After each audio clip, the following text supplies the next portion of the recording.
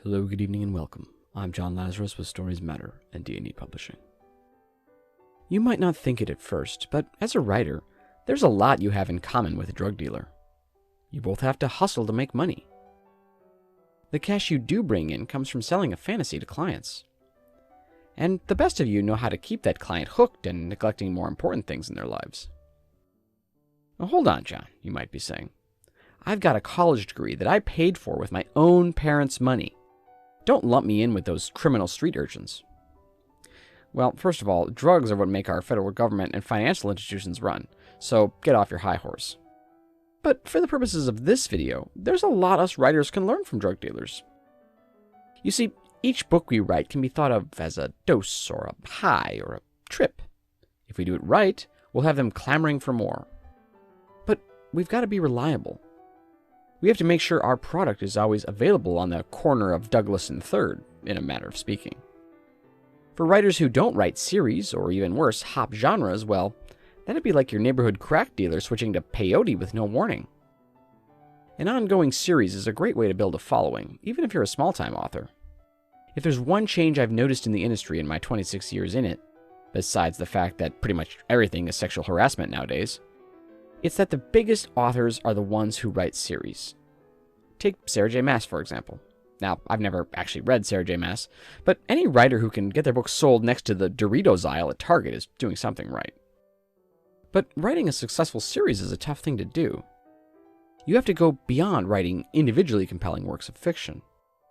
We'll make hugely elaborate plans and hopefully not get bored before we finish them on this edition of Stories Matter.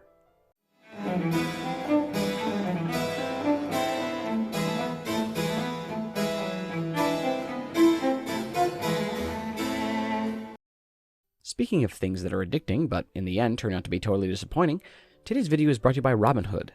If you're looking for ways to manage your finances in a way that's reliable and guarantees you a solid return on your investment, I don't know, speak with your dad's fiduciary or some shit. If you want easy money fast explained to you in a way that you don't even really understand, go with Robinhood.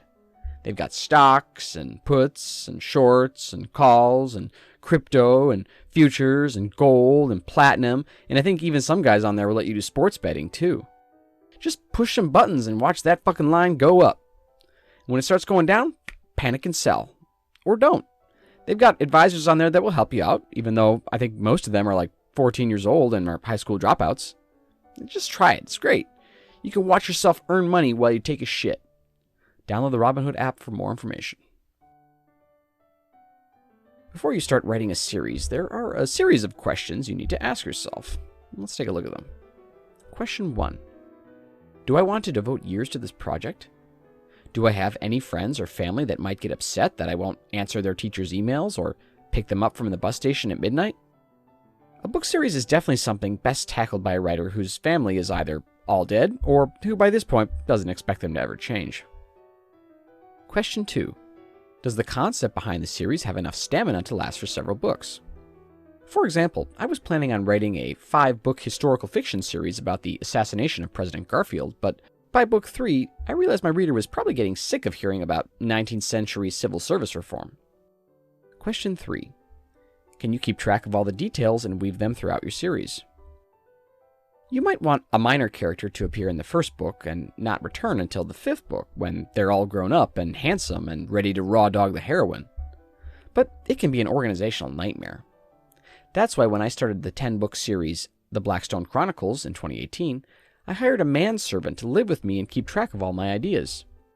I even got a cot for him to sleep in the corner of my bedroom so he could write down ideas that came to me in my dreams. If he hadn't stolen my social security number to pay for his wife's knee surgery, I likely would have finished the series. So, let's say you've got no family obligations, a killer concept, and a loyal manservant who came cheap on Craigslist. Let's look at some tips to make sure this series stays strong. Tip 1. You need one overarching plot, and then each book needs its own resolution. Cliffhangers are great and everything, but no reader's going to wait until book 10 for you to blow your load. In Star Wars, for example, most of the movies end up with them blowing up a Death Star. But it doesn't really matter because the overarching plot is to stop this old white guy who, in fairness to him, can do a 1080 barrel roll from a seated position. I find it helpful to think of the overarching goal first and then break it into smaller sub-goals. When I wrote the They Them Murders series, the main goal was to uncover the leftist billionaire's plot to arm trans people to commit murders and other acts of terrorism. But each book was mostly focused on solving an individual murder case. Of course, it turned out the information I was using for research was fabricated by a right-wing conspiracy theory podcast, and my first book had endangered the trans community of Missouri, so I canceled the series. Tip 2. Consider the format. Like an open box of crackers or a relationship that lasts more than a month, a book series runs the risk of becoming stale. For example, I didn't need 9 books of The Expanse to keep reminding me that billionaires are awful. If I needed that reminder, I'd just poke my head outside the window. So spice things up by switching to a totally different format, and get wild with it. When I wrote the young adult 5-book fantasy series From Mud to Clay, I paused from the quest to find the stones and defeat the evil witch and made book 4 a medieval cookbook. Granted, this was also because I was hoping that writing educational material for children would give me some much-needed tax breaks, but it still shook things up nicely, I think. If I'd actually gotten those tax breaks, I likely would have bothered finishing book 5. Tip 3. Be consistent. You can't forget that people are mostly reading these books because they like you and your writing style. Sometimes when looking at yourself in a mirror, it's a tough thing to remember that people like you. You can switch formats and genres and add some gratuitous sex scenes, but you shouldn't try to be something you're not. If you're funny, don't lose your sense of humor. If you're good at exploring the dark side of humanity, kill a few dogs if your main characters need to survive to the final book. That's all for today. Please don't forget to like and subscribe, and I'll leave you with this week's This Day in Literary History. See you on the next one.